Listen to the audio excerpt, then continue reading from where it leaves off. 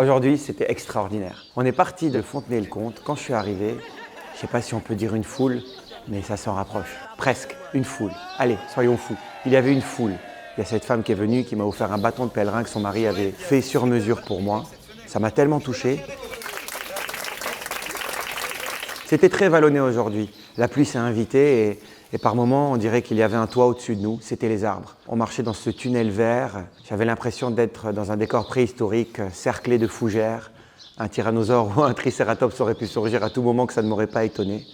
On se sentait en sécurité, c'était un alcôve naturel, c'était magnifique. Et le monde. Et je me retournais, je me disais, ils vont lâcher à un moment.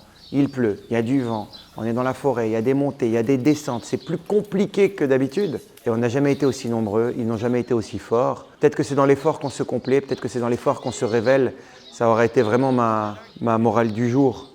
Cet effort avec ce sourire et ces sourires.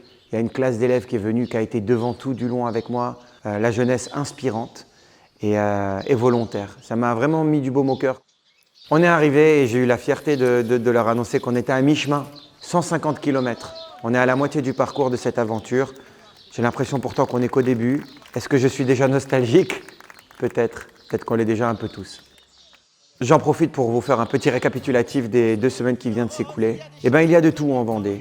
Il y a la mer, il y a des falaises, il y a la forêt, il y a les marais, il y a des champs à perte de vue, des océans de blé.